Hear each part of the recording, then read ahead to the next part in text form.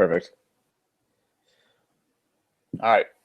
Welcome to the End of the Bench podcast. I'm James Haldeman. I got Jonathan Slaughter here with me. We're here to tell you everything you need to know we think you need to know about the NBA. We'll review the regular season and give our picks for all the regular season NBA awards, as well as our predictions for the first round of the playoffs. We didn't do this on purpose to handicap ourselves a game, but it's just going to make us sound smarter in the long run, so we're excited about that. Thanks for coming on, Jonathan. It's nice to not have to do this 140 characters at a time over Twitter and actually get to do this with a conversation. Absolutely. I think the place that we should start, obviously it's a very long season, but for a general overview, I think we'll go maybe with some of our biggest surprises and biggest disappointments of the year. I have a few to start off with for the surprises. I think Toronto's rebound in the regular season, we'll see how it holds up in the playoffs, but after going out, how they did listless against the Wizards, come out, definitely make a claim for the second seed and make a run at the 1 seed, which I didn't think too many people saw coming, especially with DeMar Carroll being injured for the entire year. You have an emergence of Bismack Biyombo as a great backup center. Valanciunas took, some steps forward, and Kyle Lowry playing at an unbelievable level as fit Kyle Lowry and not fat Kyle Lowry. So, and then obviously second, like Charlotte's performance. It seems that Charlotte zigs, and when everyone's zagging, everyone thought Charlotte was going to do really well last year. And then this year they acquired Batum, which was a great move. And then, Kid Gilchrist gets hurt. Everyone's kind of slow in the roll. But it seems like the Batum and Kemba really have something going on. They play really, really well together. They take Kaminsky, which is still a questionable pick, but he's actually had some moments here in the regular season. The coaching's great. There's nothing else that you can say there. And then lastly, I think Portland's ability to outperform their roster. Portland, Lillard's been great. McCollum has been excellent, potentially most improved player of the year. Again, Terry Stotts is just a master, a wizard. Definitely should be getting votes for Coach of the Year, although I'm not even sure he'd finish top 3. But, there's a lot of good coaching jobs this year, but that's got to be the top of the list. How they went small ball at the end, I think, was smart, getting Vonleh out of the lineup, and I think they'll at least keep it interesting against the Clippers for a while. What about you, James? I'm going to agree. The Blazers were my biggest surprise of the year. You said it all there. I told a lot of people at the beginning of the season I figured they'd be picking top 10, maybe top 5 in the lottery, and to push through and be a 5 seed in the Western. Granted, it's a little bit of a down year with a lot of injuries. Sproul, everybody in Memphis, and basically everybody in Dallas. It's still a really impressive run for those guys. If I had to vote, Stotts would be Coach of the Year, and that's not even a question. Specifically a player, Karl Anthony Towns. I know even in our fantasy basketball draft, he went to the 9th pick, and we have a keeper league with a lot of the best players kept. So that was an absolute steal in our league specifically. But even as a drafted number 1 overall and to the Timberwolves, it's been an absolute steal for them. I think in 4 or 5 years, we're going to be talking about this guy as the best player in the NBA. Mm-hmm. I guess surprisingly is kind of the resurgence of the big man just in that draft in general. Porzingis and Towns, and then we mentioned Kaminsky. He's not great yet, but he's shown some skills that can be helpful on an NBA team. The Warriors, that's a huge surprise. You don't see a team bust out of the gates like that after winning a championship, obviously. But we'll talk more about them later. They don't need to be talked about any more than they have by the media. So I guess I'll start off with disappointments. I got the Rockets, the Wizards, and the Pelicans. These are 3 teams I expected all of them to make a leap. The Rockets kind of made it last year and kept the roster largely intact, but based on what's happened this year, it's a testament to the brilliance of James Harden, as much as I don't like to admit it all the time. Last year just carried that team through the playoffs, and they got he got a lot of help, but he couldn't do it enough again this year, I guess, even though his numbers were spectacular. It just seems like there's maybe problems in that locker room or it doesn't help having a coaching change 10 games into a season. You got a lot to deal with there. As far as the Wizards, you talked about them and your Raptors, a little bit. I thought they were going to be a 2-3 seed in the Eastern Conference this year. Brought everybody back. Unfortunately, Beal gets hurt every year, but that's something they've just kind of learned to deal with. But they couldn't put it all together. I'm not sure what's going on there, but it might be time for a coaching change. They've been talking about it at the end of the season for the last 2 or 3 years, but this is probably the time it's ready to happen. And then the Pelicans were just decimated by injuries from the start of the season. I guess the biggest surprise there was just to see Brow regress, even if it was slightly. He should have been the odds-on favorite for MVP this year. Being unlocked, so to speak, in Alvin Gentry's system, I thought it was a no-brainer that he would have a huge year, and he did, but it just wasn't enough to carry him with the roster they had, unfortunately for those guys. What about you? What do you think for your biggest disappointments this year? Yeah, definitely the Rockets and the Wizards, as you said. And, I was thinking about it today when I was putting this all together, and I was like, maybe we should have seen the Wizards, maybe not falling this far, but definitely being like at the bottom half of the East, because it's a weird roster. They were trying to switch up and play the small ball, but they don't really have like a stretch four. I mean, they were playing like Chris Humphries and like Drew Gooden there in the playoffs Otto last Porter year. was playing a 4, and it's just like a really weird roster. And you can play Otto Porter at the 4, but they don't really have anyone to play at the 3. They're basically their best lineup. I mean, at the end of the year, they run out like Garrett Temple as the 2 to make that happen. And that's just It's just I don't know. They don't have any depth really, so maybe we should have saw this coming. But they'll have cap space with Nene coming off the books and stuff like that. So, they're with Wall. Wall obviously took a step back. He turned the ball over too much defensively. He wasn't where he was at last year. So I think that was kind of disappointing in of itself. I think Hoiberg would have been my last one. He was, he just never got the offense clicking. Everyone kind of thought, oh, here's the next Brad Stevens. And his offense was great in Iowa State, and it seemed very NBA style whenever it was in college. I don't really like watching a lot of college basketball, but when, I liked watching Iowa State last year.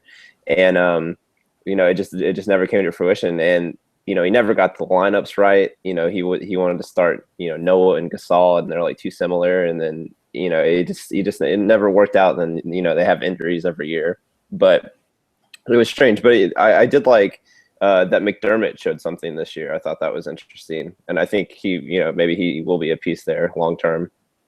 Yeah, I think so too. I think not to bash on Derrick Rose, because I'm not saying he's a disappointment. I think it's a disappointment for NBA fans that he's still not getting back to that level of production. I never expected him to be that MVP season again because of all the injuries, but it's tough watching him go out there and struggle for 10 games at a time and then have a really good one and everybody go, oh, Derrick Rose is back. And then struggle again. It's tough to watch. They kind of have that thing like with like Kyrie and LeBron sort of, but like in a crappier version. With I feel like Kyrie and LeBron last year, they were just passing off ISO, and it seems like kind of Butler and Rose like don't really mesh that well. Yeah, I agree. I think mostly because like Rose can't really play off the ball yet. His shot still isn't there, and he had like 2 years to work on it, so I'm not sure if it'll ever get there. But that's neither here nor there, I guess. Yeah, I'm not a shot doctor, but it still looks like he's shooting it on the way down. Yeah. So, but yeah, let's talk about your Warriors and just how great of a year they had. Okay, yeah, I guess I got to watch them for 41 games, 42 so far. So I feel as far as the basketball gods, I was completely surprised as far as the 24-0 to start the season, just because teams come out after a title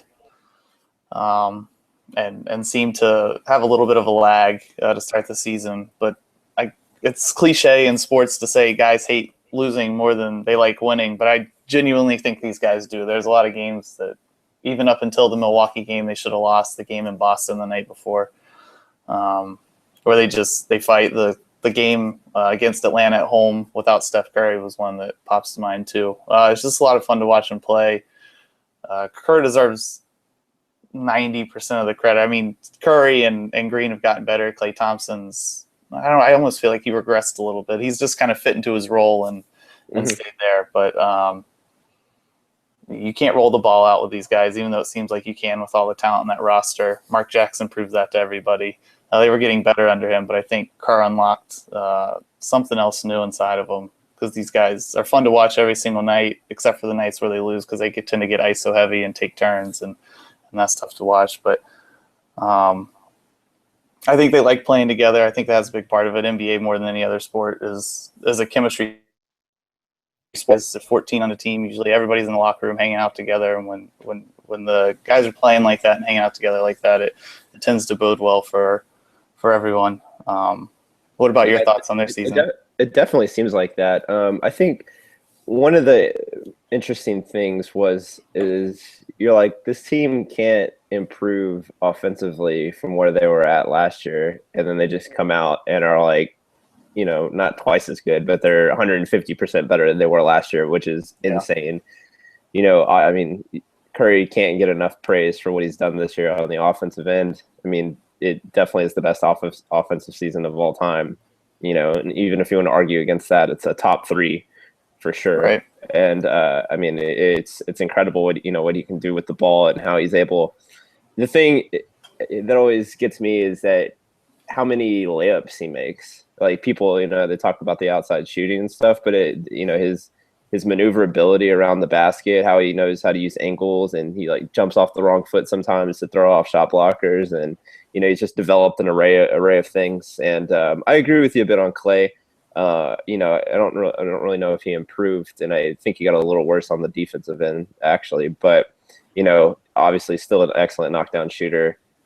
He's getting a little better in the post up areas whenever he has like a smaller guy, and his type of shot, he can definitely kind of get, he's not as big as Kawhi, but they both have like a similar type of shot where they kind of shoot over their head a little bit, so it's harder to block and made for a nice turnaround. Yeah. And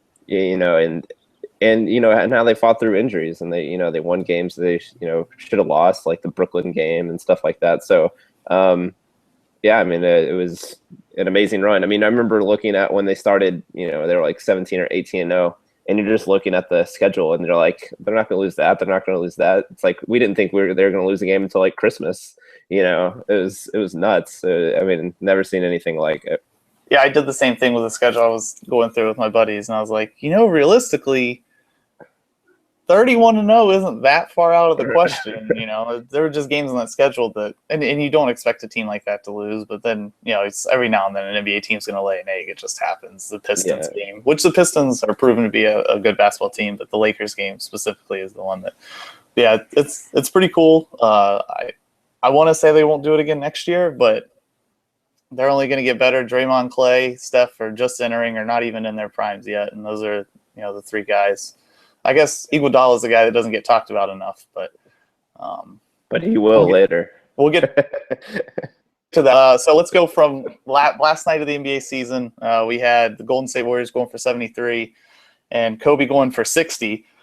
That was pretty exciting time for the NBA. Real fun night. I was actually down in LA for work watching that at a bar. So I was with a bunch of Lakers fans who were eating up the moment. Maybe I even enjoyed it. I'll be a self-proclaimed. I'm not a big Kobe fan, but I'm not either. But it was fun. It was a lot of fun.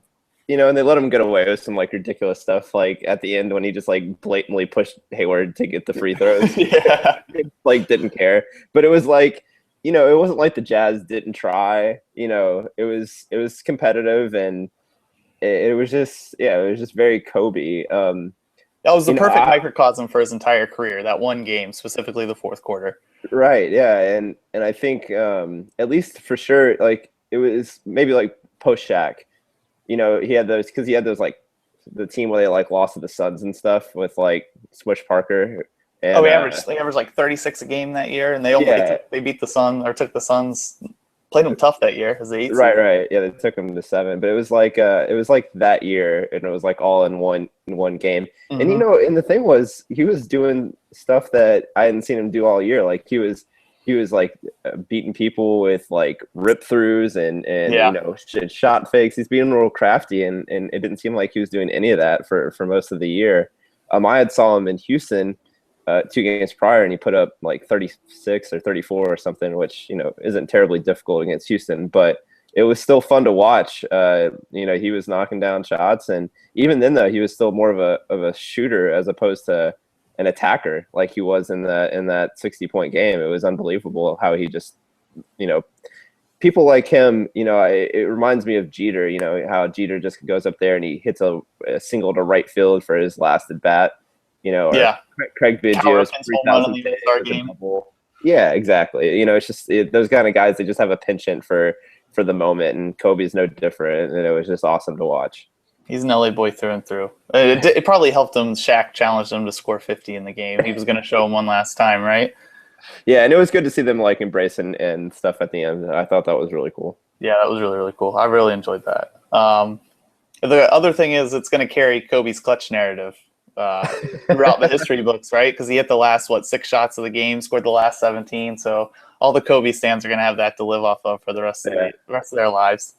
Yeah, much deserved though. He had much deserved. I agree. He's a top 10 to 12 player of all time. There's no doubting that. So I guess next we'll get into awards. We'll talk a little bit about MVP, Rookie of the Year, and Sixth Man, but Sixth Man is probably a little bit of a silly award. An MVP and Rookie of the Year are pretty obvious who won them. For MVP, I think Curry should be a unanimous favorite, but somebody's going to vote for Kawhi or LeBron or Westbrook or Durant. It's going to happen. But on my list, I have Curry first, then Kawhi, LeBron, Durant, Chris Paul. Those would be my top 5, just based on the years they had. Curry obviously was unbelievable. Kawhi is the two-way superstar that we haven't seen since LeBron James and peak LeBron years.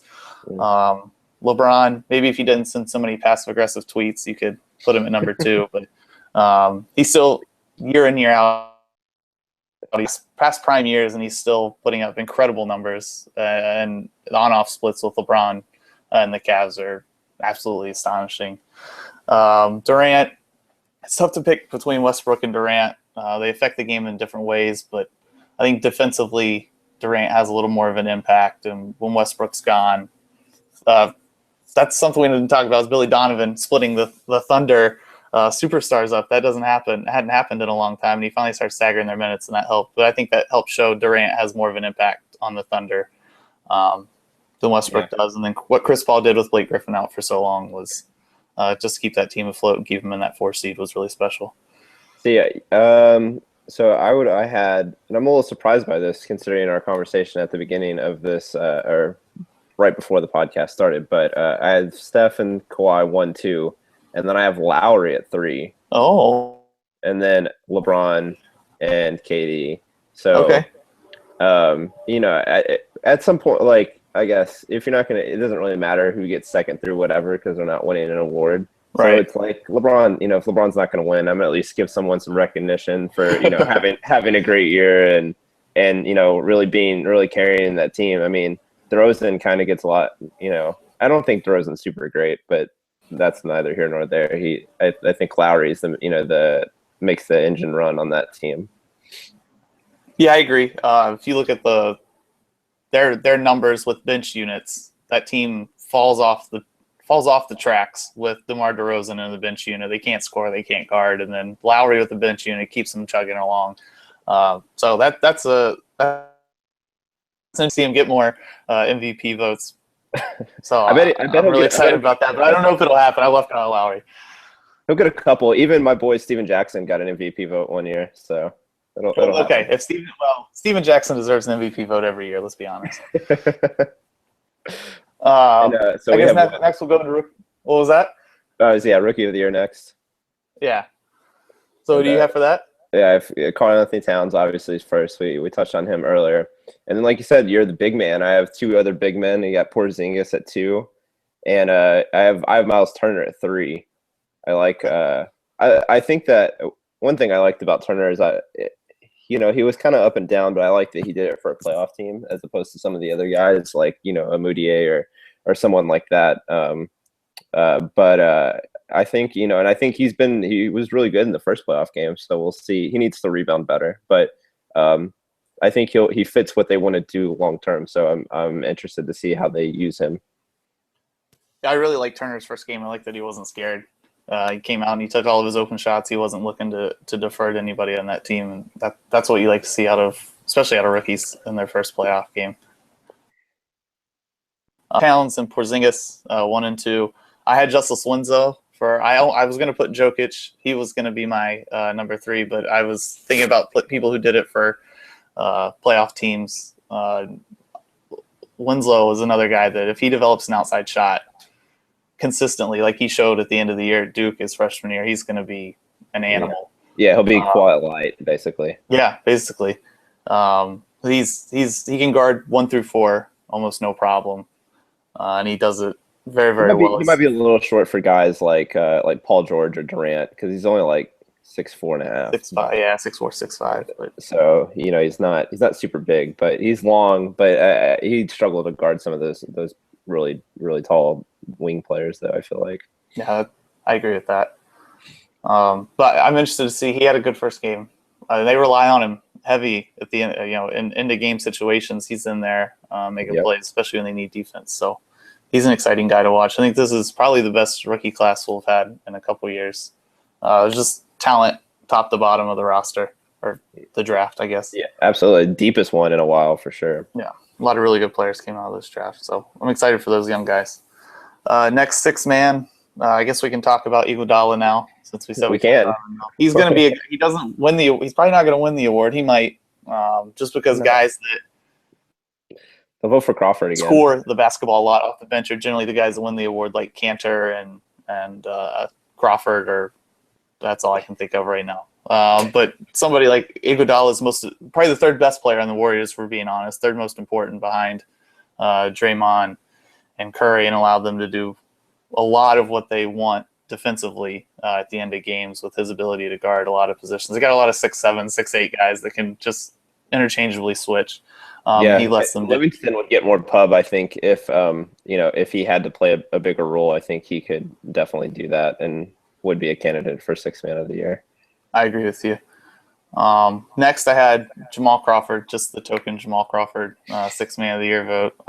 He doesn't play defense, but then that's so disappointing. But my second guy 40-point night every night also doesn't play defense, so yeah, agreed. And then I had Ed Davis.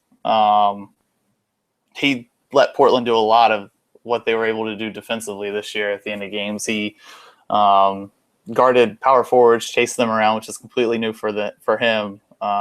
So Myers Leonard could stay the basket because he wasn't able to stay with guards in pick and roll situations.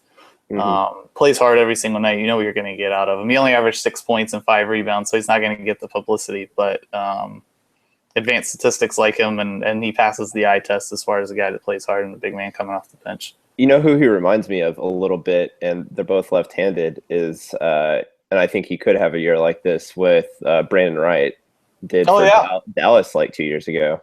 He was like 10-10 off the bench. No, he was like 10-7 off the bench or something. But he shot 70%. He's like catching alley-oops like crazy and just blocking shots and playing awesome defense. So I think he could develop into that role for sure. Yeah, I agree. So yeah, I had Iguodala first as well. And second, I went with a gunner, Will Barton, who had a fabulous year out there in Denver. And he'll be on my most improved ballot as well. I think that he was him. I remember him and like Bazemore. Like Bazemore was like a throw-in trade.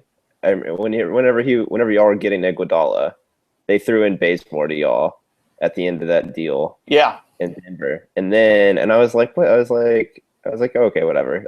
And then it was just amazing how much he's improved. And then I thought, Barton was just a throw-in deal in the deal as well from Portland to Denver, and he's been awesome there. So, but Malone knows how to coach. So I still can't believe Sacramento gave him up. He's the only coach that's ever got through to Boogie and gave him up. Anyways, we can talk about that another time. And then third, I went with Corey Joseph. Oh yeah. And like we were talking about Lowry, but I thought it was interesting. The team was almost as good with playing Lowry and Joseph side by side as they were with Lowry and DeRozan. And I like that. Joseph is a little better of a facilitator, so he can find Lowry in those spot up situations more than DeRozan does. And I can't believe finally someone leaves the Spurs and is better. So. Yeah, Corey Joseph's kind of cut from that Avery Bradley cloth defensively too. You can't get rid of those guys when they're off the ball defenders. It's he allowed Toronto to do a lot of things with bench units that they couldn't do last year. I think that's part of the big reason for their improvement. Absolutely. So, all right, now we get into the fun awards. Yes.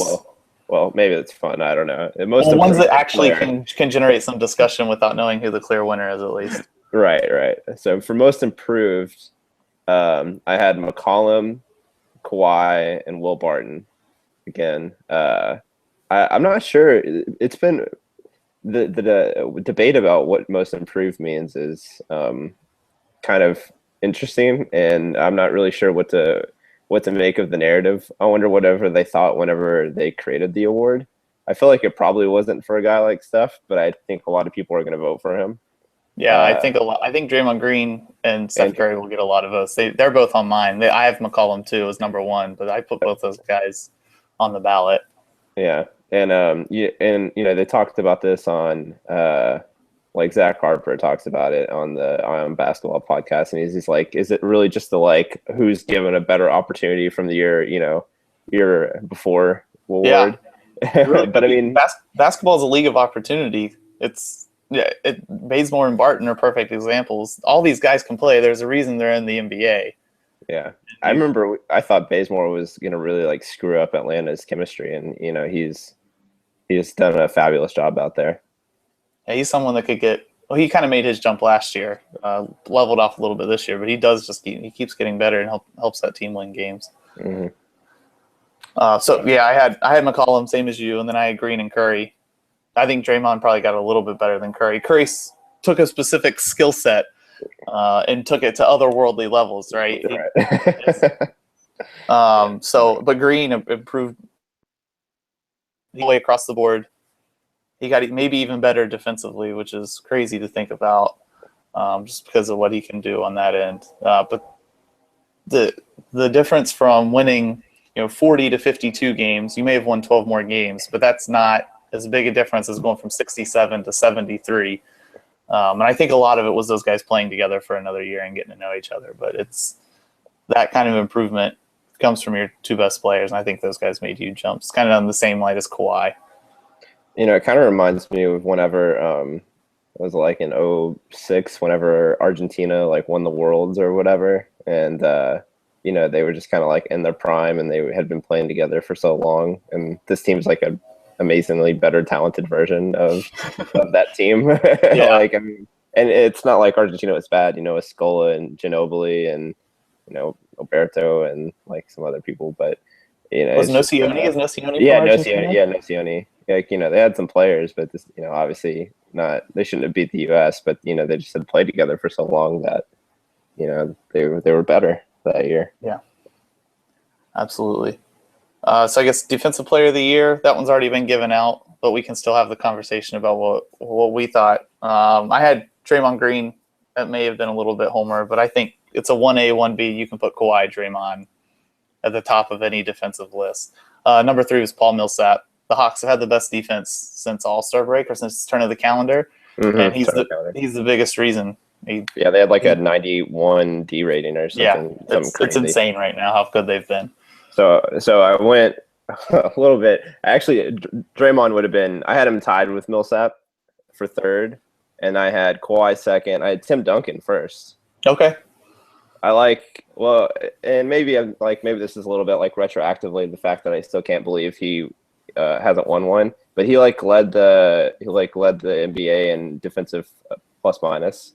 Yeah. So I thought, and it'll be interesting to see how they use him in the Warriors series. But I mean, it's just amazing that he's just always in the right spot at the right time. And I think one underrated aspect of him is that he always cleans up on the boards. Like whenever you can limit those second chance opportunities, your defense is going to be better. And so it's kind of like a underrated aspect of being a good defensive team is you're probably also a good defensive rebounding team. And, he's just, he's just versatile, and it's amazing that he's a robot, I guess. I don't know.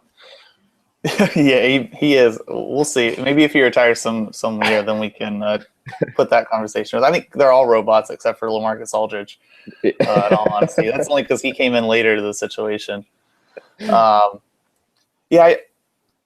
Duncan against every other team, but Golden State was a dominant defensive center. But he's like, because he can't move, he's borderline unplayable. He's borderline unplayable against those guys, which makes it tough.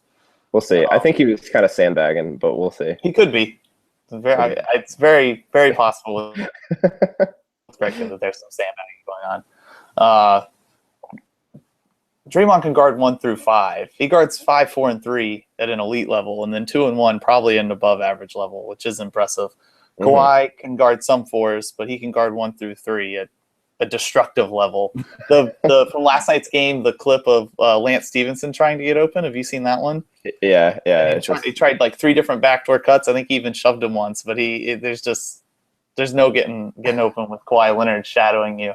That's amazing. So, and that's why the first Spurs Warriors game, and Steph just destroyed Kawhi. That was crazy. I couldn't believe it. But yeah, it's just one of those nights, I guess. Yeah. I don't think anybody's ever going to get the best of Kawhi Leonard twice in one season, but we'll see. Yeah. It'll be interesting to see what those teams do.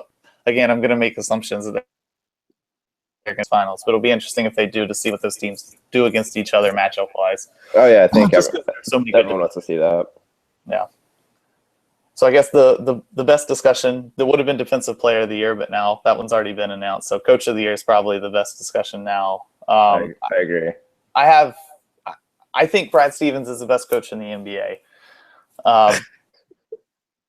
President as a Warriors fan, and I have Steve Kerr, but I have Stotts just for what we've talked about, what he did with the Blazers. I think he deserves the award again. I thought they were going to be a high-picking lottery team, and to be as good as they were is incredible. It's crazy to not give the award to a team. There's 2 coaches won 73 games, but I'll put Kerr/Walton second. I guess Kerr gets the award and all of Walton's wins, even though I think that's a little bit silly. And then some combination of Brad Stevens and Clifford for Charlotte, just because they do a lot with rosters that don't have bona fide superstars, and they're extremely competitive and probably a deeper Eastern Conference this year. I think those are probably the 3 guys that have done the best jobs with what's been handed to them. Yeah, I think if had Kerr been around all year, I would have voted for him first. But given that he wasn't, I felt weird doing it. But I had Pop first, because it's like he doesn't win enough Coach of the Year awards. Like, yeah, he should I agree. Just win it until he retires, I guess. We can name the award after him. Yeah, they really should. It's ridiculous. And then I had Stott second and Clifford third. Yeah, like you said, it's amazing. Both of them with the rosters, and finding, they each had players that they kind of like reinvented. Clifford with Marvin Williams, who just had like a ridiculous year, and is now like a knockdown 40% 3-point shooter, just like we all thought he would be. And then Stotts, with Al-Farouq Amino and Ed Davis, finding niches for them, and they've just done a spectacular job. And I think that their end of the game stats, are just show how their clutch stats. I mean, they don't have, they have, Portland has Dame, but they're still making good plays, and Stotts draws up excellent plays out of timeouts, and they always get a good look, even if they miss or whatever. And I feel the same way with the Hornets. Can figure out how to get around this trapping of Lillard and McCollum on screens in this Clipper series. My vote will have been validated, but they struggled with that all night last night, and that was part of the reason they lost the game. They couldn't get those guys free. Paul is an excellent defender too. He is. That's true. Tough matchup. I had Brian Scalabrine was on the local radio station here when the Celtics came to town, and they asked him what they thought the difference was in Stevens. They were trying to get him to talk about Mark Jackson. I think that's neither here nor there. What the difference was between Stevens and other coaches in the NBA, and I think it's probably holds true for all the guys that we just mentioned, is that he has no preconceived idea of what he's going to do going into a season. He doesn't have a set offense that he wants to run that he makes his players adapt to. Everything he does is based on his personnel, and that's to the point of Pop. He brought in Aldridge and Kawhi and had Kawhi and made it. It still looks good, but it's an ISO-heavy offense for those 2 guys in the post. Yeah, it's which isn't what we've associated with the Spurs. Oriented. Yeah, So I almost think they did that. I mean, this is a little off topic, but I think that's kind of how you have to beat the Warriors, is that you have to make it a half court game, oh, absolutely. to an extent. So, whenever the lineup of death or whatever is out there, they're obviously very good, but one way I think to slow them down, make it where the possessions just, don't mount up. Yeah, that's math. Yeah, exactly. It is math. And if you're being outscored by 100 possessions by team, if you can make it 50 possessions, you give yourself a 50% better chance because you only be outscored by 2.5 points. So yeah, it's all math. You and Daryl Morey talk about that one. We got all NBA teams. So I'll go through. You want to do the rookie? You want to do rookie first, and then rookie? Yeah, we can do rookie, and then we'll go through the all three. Yeah, that makes sense. For rookie, I had Booker. He had a great end of the season relative to rookies on a bad team. He had a lot of turnovers and didn't shoot with a high efficiency at the beginning of the year, but he came on really strong. I think he's going to be a heck of a basketball player. I agree. I've got Winslow, Jokic, Towns, and Porzingis. That one seemed pretty straightforward. You could put Moutier on there, but he had a lot of turnovers. It's tough being a point guard on a bad team. Yeah, I put Moutier on there instead of Jokic. They're on the same team, but the Denver, they won like 33 games. I feel like they had a good season. It's pretty decent for starting a rookie point guard. So he didn't do, he struggled, and his shot looked okay by the end of the year. Yeah. So as long as he doesn't lose confidence in it, I think he's going to be really, really good. It's hard to find a rookie point guard on a bad team that doesn't struggle at least some major portion of their rookie season. So absolutely, you can't really hold that against those guys. And then all defense, I had Chris Paul, Avery Bradley, Kawhi, Draymond, Tim Duncan. I had Gobert, but okay, yeah, Tim Duncan. Yeah, Tim Duncan is a completely viable option there. I'm just glad we don't have Doc Rivers petitioning to put DeAndre Jordan and all number one in all these. I don't even think I put him in the top 3, to be honest, this year anyway. And for centers, Duncan and then Gobert and then Horford. Yeah, maybe you put Horford in there or something. I definitely, the cumulative stats like DeAndre a lot, but the per 48s or per 36s or whatever per 100 possession stats don't like him so much. So yeah, it's just watching. He gets himself out of position. He chases block shots and rebounds. Yeah, maybe you could put Whiteside there, even though I don't really think Whiteside's a good defender, but Yeah, it depends on the sort of team Whiteside's going against. He's great when you don't have guys coming off screens that are going to shoot the ball because he likes to sag off and play super conservative, which is Spoelstra's design, which works for them. He's a great well yesterday, though. Yeah, he did. He's a great shot blocker, so you want to keep him around the rim, really. But it's just certain teams. Lowry's going to probably would burn the heat coming off screens. Curry did it. Yeah. Kemba and Lin aren't good enough shooters probably to keep them honest. Yeah. So we'll go 3-2-1 on our all NBA teams. Who'd you have? Oh, sorry, I had the same as you, except for I had Gobert in place of Duncan. Okay, cool. Just based on nickname alone. I think Big Fundamental's pretty good too. So, I guess you can't really pick between nicknames there. That's a problem. And the Jazz are helped by slowing the pace down. Quinn Snyder was another person that could have been in the Coach of the Year discussion, and he'll get some votes, I think, for some third place votes or something. Yeah, I think so too. That was a team I kind of expected to make a playoff jump. They got hurt, especially with Exum getting hurt, and then Gobert. Yeah. Getting off and on hurt. So they had a good. I mean, they kept the Rockets from a lottery pick. That's unfortunate. Yeah. Well, sorry, I didn't mean to pull off any band-aids.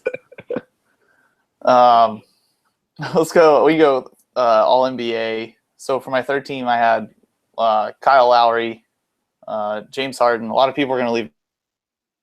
I think is not right, which is clearly saying something based on what my shirt says. You've got to give the guy credit for what he did this year. I mean, I know they stepped back, but they still made the playoffs. He had put up incredible, 29, 6, and 7 or something like that, which is basically unheard of. puts him in elite company. Paul George, it's fun to watch him playing great basketball again. Paul Millsap, who doesn't get enough credit, probably for the last 4 years of his career for what he does, what he was doing with the Jazz too. And then I had Hassan Whiteside. There's just not enough centers to really put together Okay, an elite list, I guess. I have like basically the same team, except for I had Lillard on the third team instead of Lowry. Okay. You had Lowry on the second team? Yeah. Yeah, I mean, that seems like that's what should be the third team. Like you said, I think Whiteside had like a really good year. Millsap was the best player on that team, and really is how they turn the corner defensively. Just his, he's like, does similar things to Draymond. He's not near as good of a rebounder, in my opinion, because he doesn't fly all over the court with the athleticism that Draymond has. But he does a lot of good things. Harden, he, like you said, 29, 6 and 7, 4. He's the fourth player to ever do that, with LeBron and Oscar Robinson and Jordan. So it's a pretty sweet list. And then, Paul George, who's, if it was like a playoff All NBA team, he might make the first team. So if he keeps going at this pace. We're spitting hot takes after game 1 of the first round of the NBA playoffs. That's what I'm talking about. Second team, I had Paul, and then Lowry, Draymond, Durant, and Drummond. Okay, so I had obviously the Lowry Lillard switch, and then I put Karl Anthony Towns on my second team as a center. Not unreasonable. He's so much fun to watch. He's got every single skill. He can put the ball on the floor. He can shoot it for a big man. He rebounds, block shots. He's got quick hands. He can switch out on to smaller guys in the perimeter in late shot clock situations if they have to. I was tempted to put him first team. I'm probably a prisoner of the moment because he's so much fun to watch. But so that would be my only difference on that team. And then the rest of the guys, it's obvious. Chris Paul had another Chris Paul season, another 10 assists, 16-point or whatever it was season. He's just Mr. Consistency. Draymond Green deserves it. He didn't have as good a season as Kawhi or LeBron, unfortunately for him. But and then Durant, same thing. He just deserves it. He's going to be there every single year, first or second team. So, what was the reasoning for putting Lillard over Lowry? I thought Lillard had more weight to pull on his team than Lowry did. I think maybe it's not true. I mean, Plumlee and Valanciunas, is there much of a difference? And the other DeRozan's probably better. I thought Lillard just had a little more weight to pull. And again, I'm probably a prisoner of thinking that they were going to be so bad this year and end up doing as well as they did. Yeah, that's definitely fair. It's I think he did have more weight to pull, but I just like getting that 2 seed in the East as convincingly as Toronto did it. I was really impressed with what Lowry did. It's unfortunate he kind of got hurt a little bit at the end of the year, and it always seems like he's never super healthy for the playoffs. But I just he was 21 and 8 or something like that.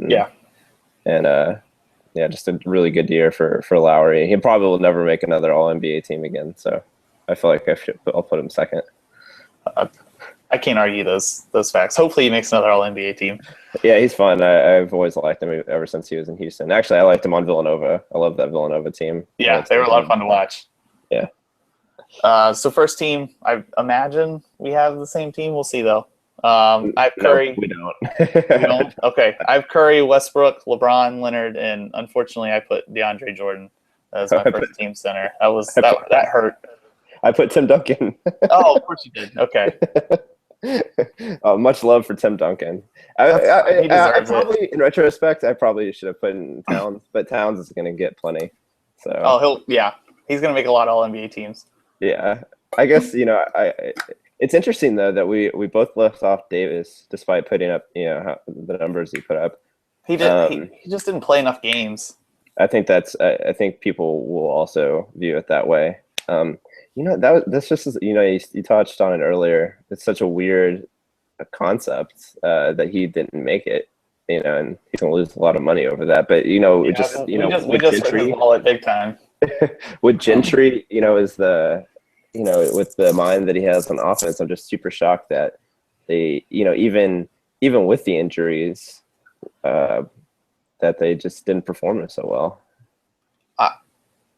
I was there opening night for the Warriors Pelicans game, and Anthony Davis, outside Steph Curry, is probably my favorite player to watch, sit down and watch in the NBA. Just because last year, I remember going to the first Pelicans game, and he made the most unbelievable play I'd ever seen, and it had nothing really. It didn't affect the game at all. The Warriors had rebounded the ball 2 steps to get from the charge circle to almost half court to get a deflection on an outlet pass. All it did was stop a fast break, but it was the most incredible thing I'd ever seen. And I'm like, I have my hands on my head, and like everybody else is just like, what happened? And I'm just like, you guys didn't see that. So I showed up to every Pelicans game when they're here. He didn't play the second game, so it was only the first one, but excited to watch Anthony Davis. I kind of focus on him even more than Steph Curry in those games just because I get to watch him in person so often. But it just looked like he was pressing from the start. It looked like he knew that it was all on his shoulders because Drew Holiday wasn't healthy. Eric Gordon's going to get hurt. Eric Gordon's going to get hurt. Tyreek Evans, he wasn't healthy to start the season, right? No, he wasn't. So I felt like he came in pushing, and that hurt him. He settled down there halfway through the year and put up some monster games. He had the 52-20 game or something like that. And he had a crazy game. So I think a lot of it is just if your team isn't good, it hurts you.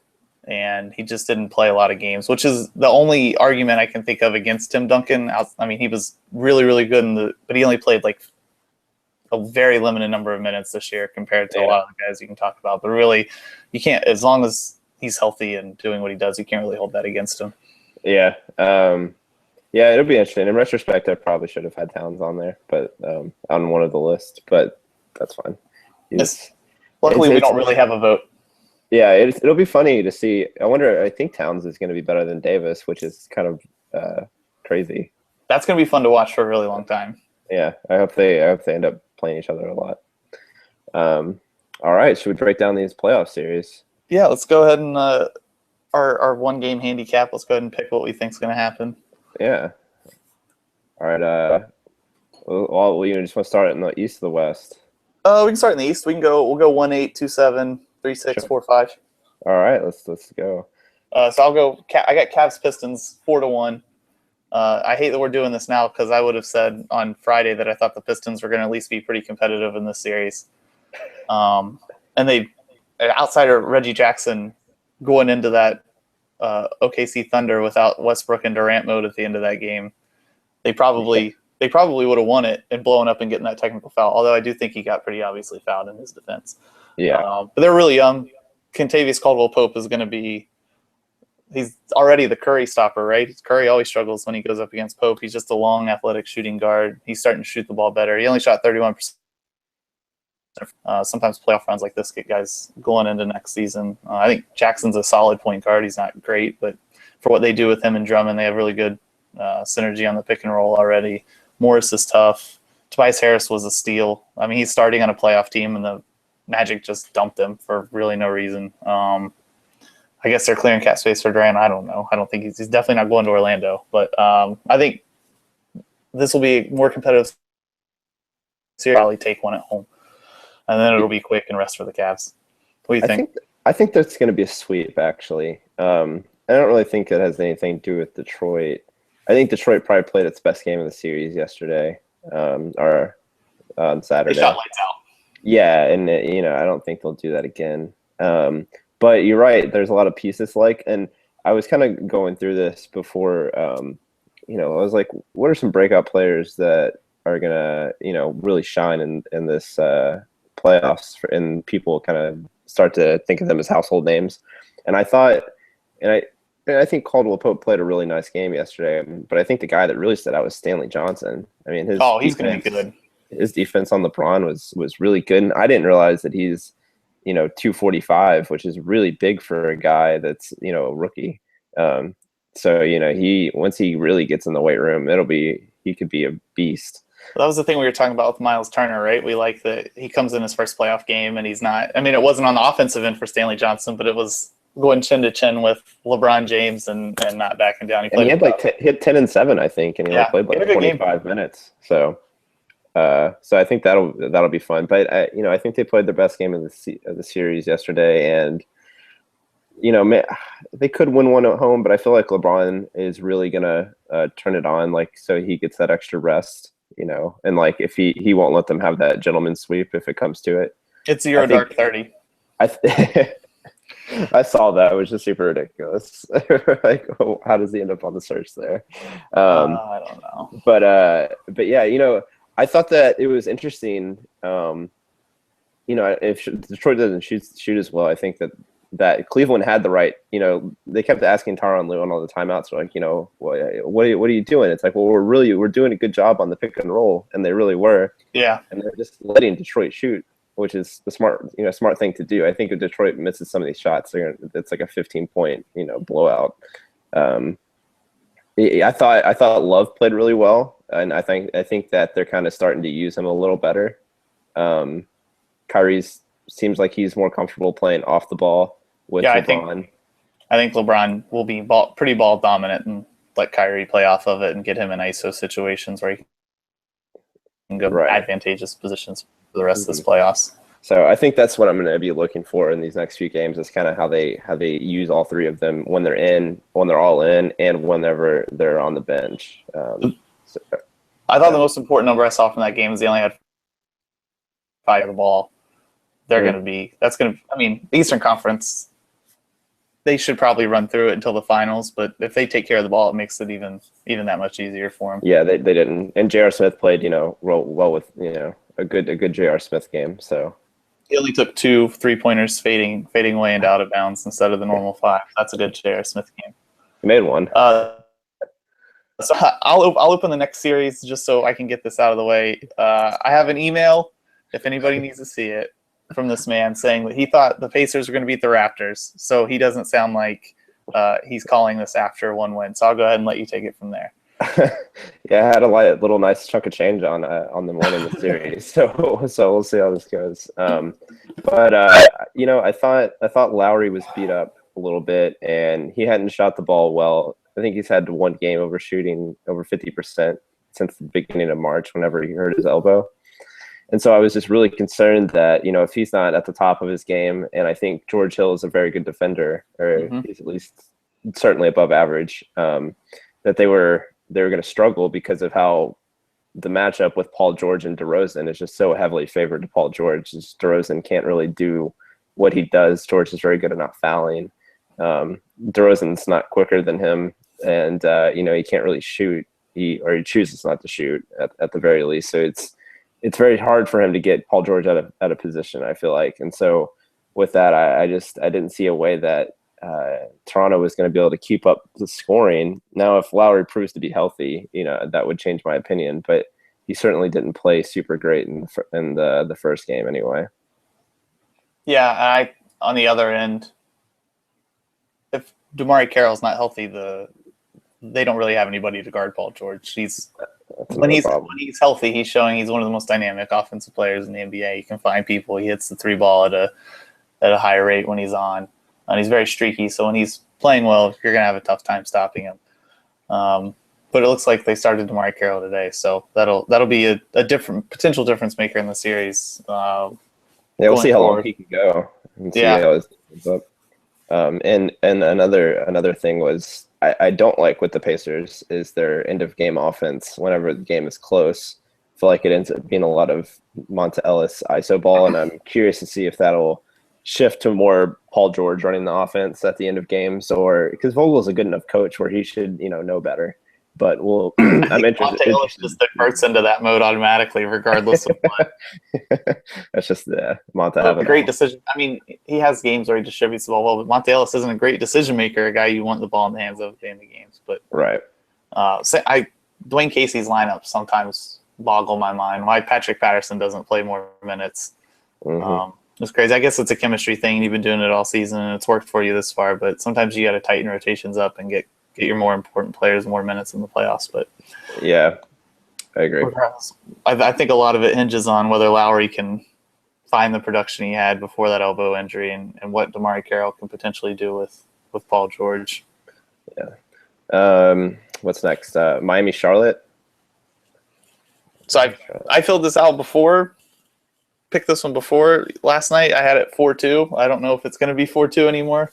Miami's a really good basketball team. You had Miami 4-2? Yeah, Miami 4-2 over Charlotte, but okay. Miami impressed me last night, and it's a lot of it was a lot of Luol Deng making shots, but I think they've just got the right personnel. Yeah, I had the Heat in 7, and I didn't really know which way to go with this series. I think I like Spoelstra as an underrated coach, but Wade, kind of turning back the clock. He was hitting fadeaways and just making life miserable. And the Heat rookies are really, Richardson and Winslow played really well. And Whiteside was, they pretty much everyone that was important outside of Dragic was played incredibly well. And Charlotte, this is really their first important playoff game, outside of going and getting swept a couple years ago. Yeah. By the Cavs. I expected better, and I think Clifford will adjust. I'm not sure that the blowout is indicative of how the series is going to go. Maybe it could be, but I personally don't think it will be. I think the pace is going to be a lot slower in a lot of these games. I'd be surprised if it broke 200 points in any one of the rest of the games. Yeah, I agree with you there. It was like a flip switch for Miami when they started playing fast, and the games looked easier for them from that point on. I thought that this was an interesting series because I thought it was pretty tight too.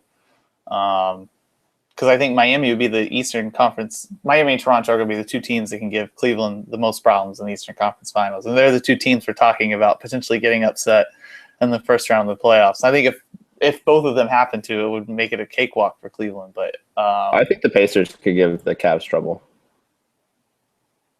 Yeah, if they made it that far. Yeah, they got enough. If CJ Miles is shooting the ball, anything can happen in one game. And Paul George, if you still give yourself a chance, I put my money on Paul George. George on LeBron and George Hill on Irving is at least desirable matchups. They're not. Yeah, they have big bodies. One-sided. Kevin Love I think Turner can chase Kevin Love around at least relatively well enough. He's pretty mobile for a big, even though they did make fun of his running form a little bit going into this.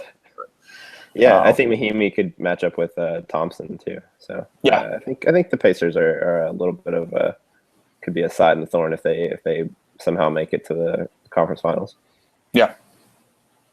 So Hawks Seas. I think Celtics is probably the most exciting first round matchup. These teams are pretty evenly matched. It's unfortunate Avery Bradley is out for probably the rest of the series with a pretty bad hamstring injury, but I imagine Marcus Smart can chase Kyle Korver chest to chest just as well as Avery Bradley could have. Maybe just lose a little bit on the offensive end, but I think it's still going to be a lot of fun to watch these two teams probably battle it out for 7. I bet you got Boston at 7 because you have a crush on Brad Stevens. No, I have the Hawks. I just think they have more talent, and I think that wins out. And the Boston team's still a little young, but I do. I'm not gonna lie. I wanted to pick him, but I just the Hawks have been there before. Eastern Conference Finals last show when basketball. That's just another stupid cliche and hot take, but I think it holds true to a certain extent in the playoffs. I had the Hawks in 6, and I'm not sure how the Avery Bradley thing affects them as much because I don't feel that Atlanta's guards, I guess, are like Teague's okay, but I think Stevens kind of game plans for him right, where they kind of go underneath these screens and let him shoot, and they kind of do the same with Millsap on these pick and pops. So I'm not sure that that's going to be super. I think in the next series, whenever they're facing Kyrie, now that's whenever it would be a real problem. But yeah, you're having to play Evan Turner more, which is, not the greatest thing in the world. But Marcus Smart, man, if he can really take over those minutes from Bradley and give him a performance, 85% of what he gave him in that first game, I think they'll be just fine because he was balling there on Saturday. Isaiah Thomas, I guess we should talk about him a little bit. Yeah, He's the one guy I felt really bad leaving off an All NBA team. I didn't feel bad about leaving Klay Thompson off. I probably would have replaced Harden if I had left him off or anybody off with Isaiah with Thomas. Yeah, that's the best bargain. He's the best bargain. Paid 7 point whatever million, and he's an All NBA level player, and his playmaking has allowed Boston to be a lot freer on offense than they probably would have to be normally. They'd be a more grinded out team on the offensive end, but his scoring and playmaking ability allows him to do a lot. And he's only 5'8". That's incredible. It'll be fascinating, I think, to see how Stevens attacks the Hawks. If he wants at some point to maybe play a little more Olynyk at the 5 and stretch them out, or if he's going to want to go more defense with Amir Johnson. I think he has a bunch of options, which is good, but yeah, Thomas is unreal, and there's not really anyone that can, he showed at the beginning of that fourth quarter, he just went to the line because no one can stay in front of him. The one thing I do worry about with him is if the refs don't give him some of those whistles. I feel like they give him some of the calls because he's slight, and so a little bit of contact goes a long way with him. Right. Yeah. Sometimes they're not going to call that, and I think that Boston's offense can get bogged down if that's the case. But he's been unbelievable shooting the ball, passing the ball. His finishes around the rim with his size are incredible. His use of the angles and how he spins the ball and stuff. It's amazing.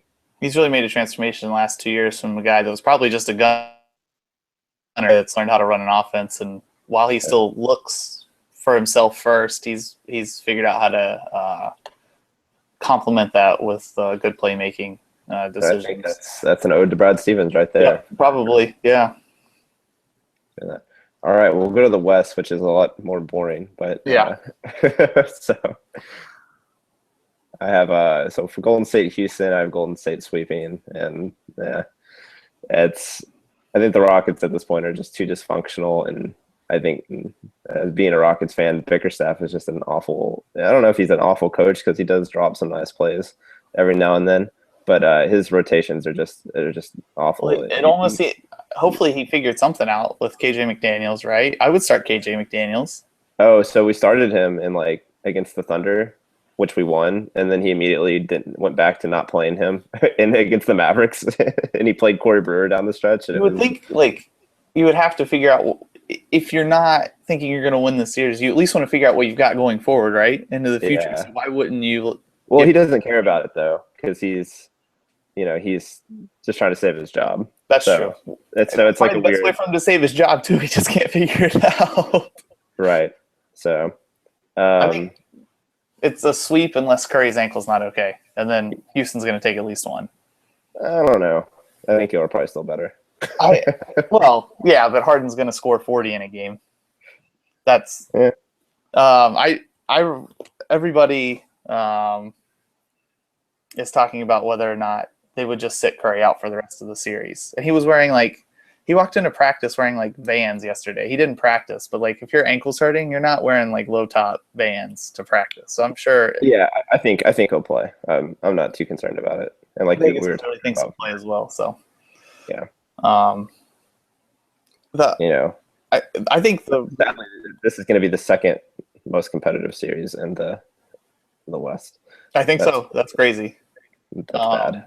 Well, the other thing with Bickerstaff, I guess he's probably gone, so it's not a big deal, is there's so much infighting. And I sit second level, but I'm behind the bench of the opposing teams. Every timeout, the players are yelling at each other. There's no coaching going on during timeouts. And Josh Smith's the guy that's yelling at people of all of them. And I'm like, dude, what do you like? Yeah, I saw that. Smith has played okay, but it's just he just toys with people's minutes, and it's frustrating. I want to roll with Capella and McDaniels, and I think that I think Capella is certainly more useful than Dwight in this series. Why wouldn't he give? I'd give it an opportunity for the Capella Howard lineup. They rebound 41% of their misses. Yeah, with that lineup, I would give it a shot, but I don't. Yeah. I'm not an NBA coach. I don't make the decisions, unfortunately. It's just not in their DNA to play slow and prodding, like how that lineup would have to That's true. have to work against y'all. But I mean, I think it's certainly That's the best chance. You could certainly go like just tell Harden to do LeBron in the finals and just do that. He's certainly capable. I'd like to watch that. It'd be fun to watch Harden go 1-2 on 5 every single possession and see what would happen. I bet the first game's not indicative of it, but he'd probably average 16 free throws a game if that's how they decided to play. Yeah. Anyways, we could talk about that. Hypotheticals in that series to make it fun for us to watch the entire time. The most lopsided first round matchup is definitely the Spurs and the Grizzlies. I don't think the Grizzlies lose by less than 20 in a game. Yeah. What did HP said that he's not sure if they'll score 75. Like that's like where we're at with the series. I mean it's yeah. I mean there's not really much to say. Memphis is depleted. Admirable. Give them some credit for as much of the season that they've been hurt to still make the playoffs. They got and it's not like they were playing incredibly well when Conley and Gasol. I mean, they got beat by 51 by the Warriors or something like that at the beginning of the year with both those guys healthy. Games. So yeah, I mean, they won 43 games, and their team's been hurt for a fourth of the year. Yeah, they've been starting. They played 28 players on their roster this year. That's incredible. They're starting Jordan Farmar at point guard. That's really all you need to say about this team. Yeah. And Dallas, Oklahoma City, another sweep. Yep. I mean, Rick Carlisle, again, is a wizard as a coach. Never gets enough credit. Well, they transformed this team in the middle of the season. They lost, how many did they lose in a row? And then he was like, no, we're going to stop trying to score and just slow the game down. And then they went on a 6-game winning streak to make the playoffs. And it was incredible that you can do that with a team that has been running for so long. But, Felton played a pace like that in Charlotte.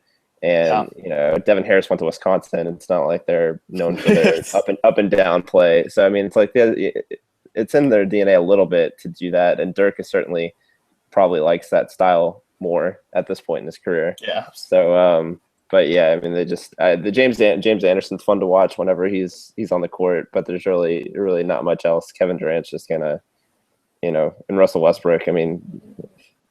Felton. Westbrook's dealing with D-League point guards on the other team right now, so it's he should go like all-star game on this series pretty much. Just shoot the ball every time. He could go Kobe against the Jazz on us in this series, and they'd still win it. Yeah. Oh yeah.